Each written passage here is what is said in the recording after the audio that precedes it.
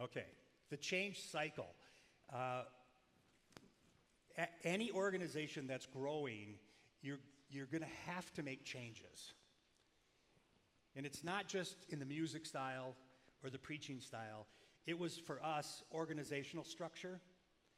You know, we were structured in a way to have 3 campuses because we're multi-site. But now we were going to have 5 locations, and we realized we can't just go to 5 locations. We have a completely wrong structure that was costing way too much money that forced us to lay like 7 people off. And then this realization of we're going to have to lay people off every year given this structure, so how can we restructure to be more effective and efficient? And so we introduced a whole new structure to our staff, and this change cycle shows you as soon as you introduce change, like here's a new structure, they go through these stages of a change cycle. And the first stage is loss. As soon as we announced we're going to have a change, and everyone's going to end up with a new boss and a new office space, we're going from a central staff to all the campus people are going back out to the campuses. There'll also be a central team. The central team creates the ministry, and the campus staff executes it, which just created tremendous change in our culture. And so immediately, there's feelings of fear.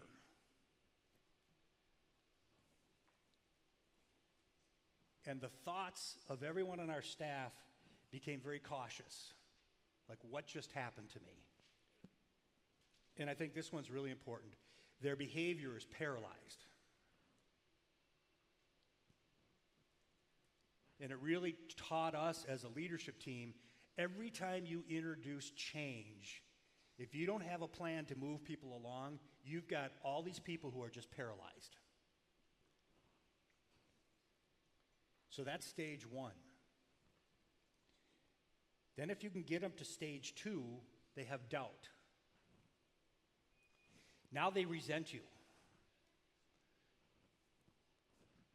And they're very skeptical of your leadership because of this change you introduced. And then their behavior is resistant. And then somewhere on the side you should write, this is when they get vocal.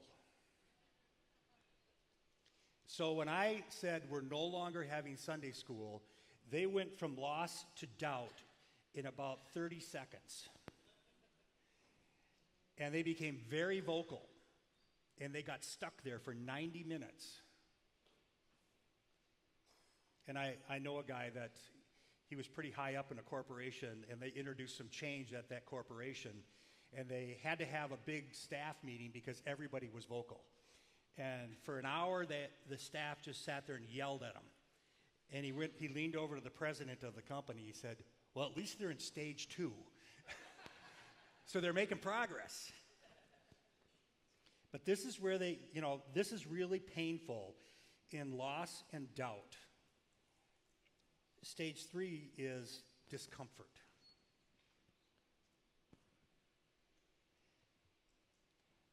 They have anxiety. They're confused. They're not just skeptical, they just cannot understand why you made this call. And now they're very unproductive. So this is all very negative. And you can see there's this danger zone that if you can't get people through that danger zone, they just cycle back to loss, doubt, and discomfort. Over and over and over. And you can't just say, suck it up. You have to help them get through. So what's it going to take to get them through? Is it one-on-one conversations? Do we have to do a better job of casting vision? Were we not clear? Because it might be my fault that I wasn't clear. Did I not create urgency? That these are changes we have to make. And even, we started to coin some phrases like we're unapologetic about growing the church. Because when we grow the church, we see more people come to faith. And so we're just focused on reaching people for Christ. And if we're going to reach more people for Christ, we're going to have to grow the church. And if we grow the church, we have to restructure, because what we're doing right now will not work 5 years from now. So let's not wait for 5 years. Let's change it now so we're ready to have 5 campuses or 10 campuses. And for some of you, it might be so that we can do 2 services. Because you go from 1 service to 2 service, that's a big change at your church. If you go to 3, now you're asking questions, do we have enough parking? And I know we got some kids people over here. Do you have enough volunteers to have 3 services for kids? Or what about 7 services? Yeah. So that was the thing that we were realizing, is God was giving us growth, but we weren't structured to manage the growth. And so we had to restructure. So we had to really work on how do we get people through that danger zone. And by the way, not everyone got through. So we not only laid off 7 people, we had multiple people after that. We think we lost a total of 18 people when we made these changes, because they just emotionally, psychologically could not adjust, and they left. But once you get them around that danger zone, now they're in discovery. And they do have feelings of anticipation, which is much more positive. Their thoughts get creative. So they're kind of on the solution side. What if we did this? What if we did that? And their behaviors are energized. And this feels so good when you get your leaders on this side of the change.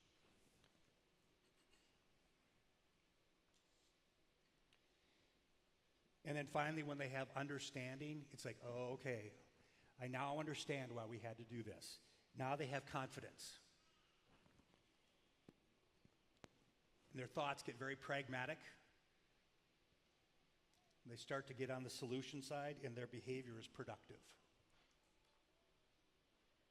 Now they're helping. They're finding solutions. And then finally, the last stage is integration, or it just becomes, this is normal. And they're satisfied, they're focused, and I love this, they're generous. And what do I mean by generous? It means they're no longer thinking about themselves. So I think through this whole change thing, it's been focused on self. What is this doing to me? And when you get to this point, they're not thinking about me, they're thinking about the mission, they're thinking about people, they're thinking about how do I improve things. It's not just about how does it affect me. So if you go back to yesterday, we had the circles of transformation. In the same way, they've hit that second wall, and they've realized, I have to make a sacrifice. I have to surrender to this change so that we can continue to do the mission on a bigger scale.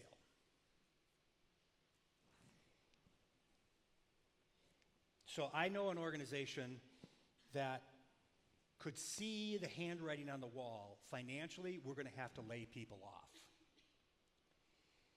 And they made an announcement to their staff that we're going to have to do layoffs, but it wasn't going to happen for 2 months. So look what you do to your organization when you announce layoffs. Now the entire staff they're cautious, they're paralyzed, they're resistant, they're skeptical of you, they're confused, and they're unproductive for 2 months. And so the timing of this stuff is just critical, because I just think that was a horrible decision for that organization. And when we've had to make very difficult changes that was going to create a layoff situation, we've only had that twice, by the way, in our history. It's like you announce it and you deal with it that same day. Yeah, and then so people are only on pins and needles for one afternoon. And then you get about the process of healing and loving people, caring for people. But this really was very, very effective for us. It's a great tool.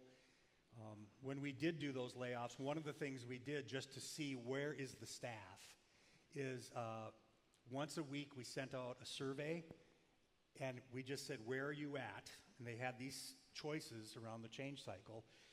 Are you in doubt? Are you in discomfort? Maybe you have understanding. And we could see every week how many people were getting through the danger zone until we had health. And then we actually redid how we did staff meetings to be able to deal with some of these things so that people felt like they were loved and they were cared for. And who they were was more important than what they do. But it just had to be very, very intentional. But this is kind of the emotional side of what happens when you lead people through a change. But if you implement a vision culture that's effective, it will move you forward and you will see growth, you will see transformation, but you will see all kinds of confusion and doubt and resistance, not only from your staff, but from the congregation. So this is one of the ways you can manage your elephant. Okay? Any questions on that? Yeah. How long would you say typically people will stay in a lost discomfort? It's all the person. How long do they stay? I think it all depends on the person. This happened to me personally a few years ago, 5 or 6 years ago. I had the perfect person in mind to be on the EBA staff with me, teaching, leading. His name was Don Graffam. And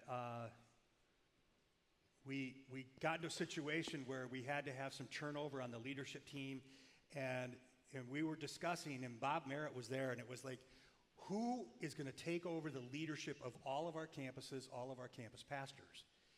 And we rattled that around for a long time, and I was sitting at the far end of the conference table, and Bob leaned forward and looked at me, and he smiled, and he goes, what about Don Graffam? And it's like, I have been working for years to find somebody to replace me, and you're going to take him now? And I went from loss to doubt to discomfort to discovery in about 30 seconds. I did, because I knew for the greater good of the church, Don Graffam needed to lead all of our campus pastors. And I had to wait another 4 years or more, maybe 5, to find Aaron Damjanovic. And somebody mentioned Aaron's name a few weeks ago, and I was completely resistant to change. And I was like, no, you cannot have him. But it really depends on who you are. Some people fly through this thing right away, and other people never make it around the danger zone. And that's why I think your leadership is critical, is to lead by individuals. Where are they? Yeah. Did you ever see people go through that process, come out maybe into the discovery part, and then still decide, I'm going to opt out? Like, no hard feelings, but I'm choosing to leave or whatever. Yes. Yes. And let me get cynical. They always say, I feel the Lord's calling me to something else.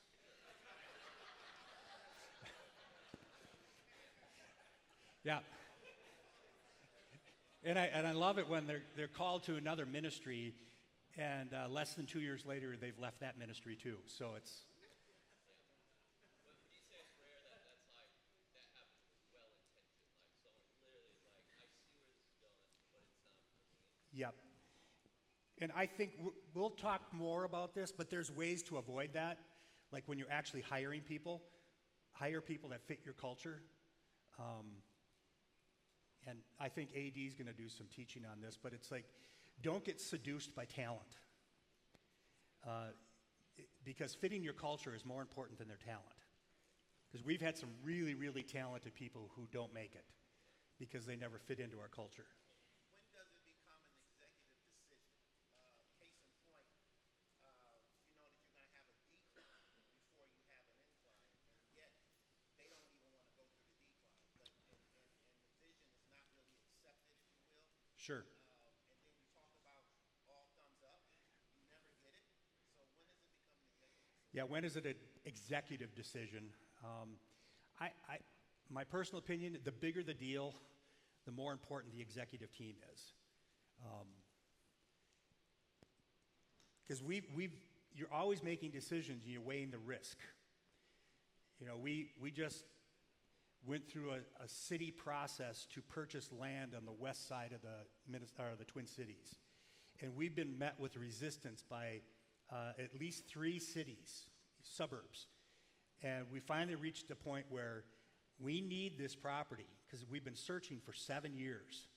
And we have the property, the city administrators blessed everything we're doing, and then the city council said no. But they couldn't give us a reason why, which you get into the legalese. It's illegal for them to say no when they don't have a reason. And so we had to make a decision. Do we threaten or do we talk about, hey, we may have to go to litigation on this? And that's huge because what is all these attenders, what do they think of the leadership team who's threatening litigation with a city? And yet, we knew if we didn't do it, we would every city on the west side of the Twin Cities would shut us out. And so, not for the sake of just us, but for every church planter who's trying to get established, and they don't have the resources to stand up to a city, we knew for the sake of the kingdom, we just have to say, you can't do this to us. And it never went to litigation. They saw the flaw in their thinking, but we had to weigh out what are the risks, because this could be huge. Good questions, though. Yeah. I'm thinking about in parenting, I have often said, here's how you're going to feel before we get there. So do you see this effective as in like introducing this as you're also introducing the change? Like expect this. So, yeah, it's similar to parenting.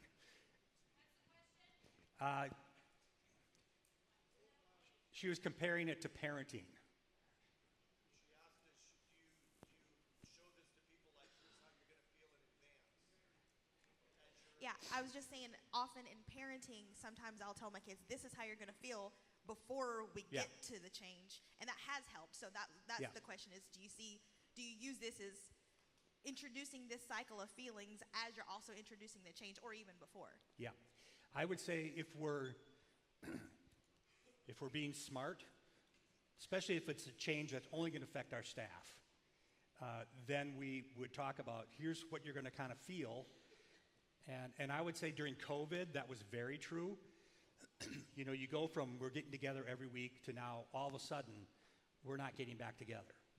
And we decided as a leadership team we were going to have a weekly Zoom call with the entire staff and try to anticipate some of these feelings to get through the confusion and also deal with the government who was confused.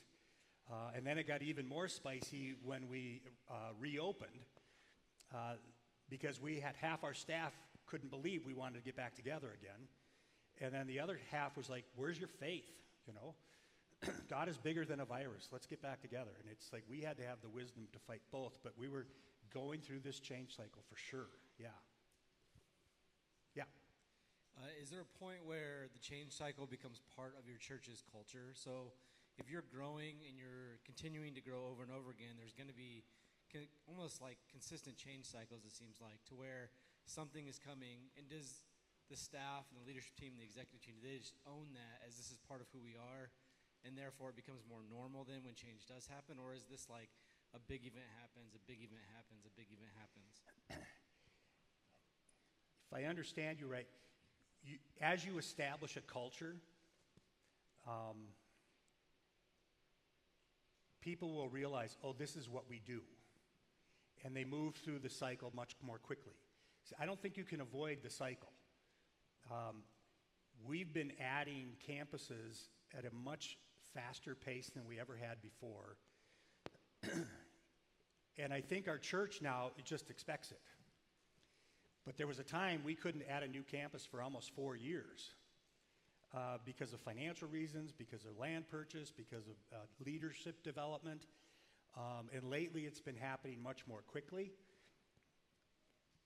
And the church is very used to it.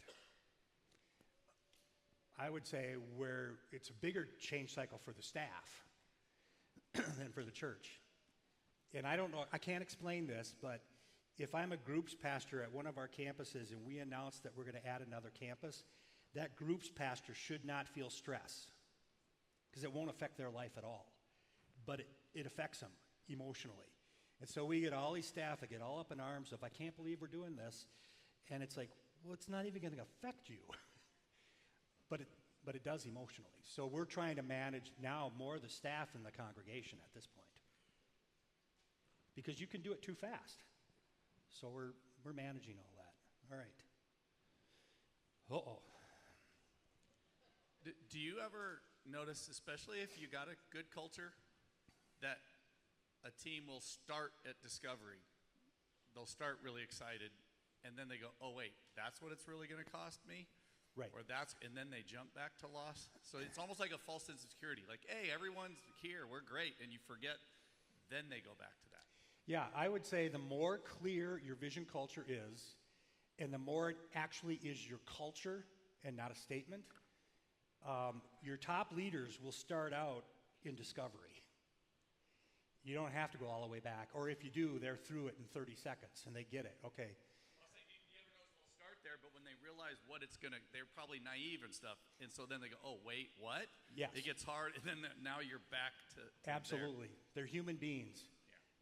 So you're just constantly watching that. What I've noticed is if you can get people from the right side to the left side into satisfaction and focus, that's when you start really building trust with people. Yes. And so then it's easier to make those changes because they know they can trust you because of the decisions you've made in the past. And so sometimes you even have to, we even use the words, do you trust me? Yeah. To get them on board. Right. Well, and have I earned their trust?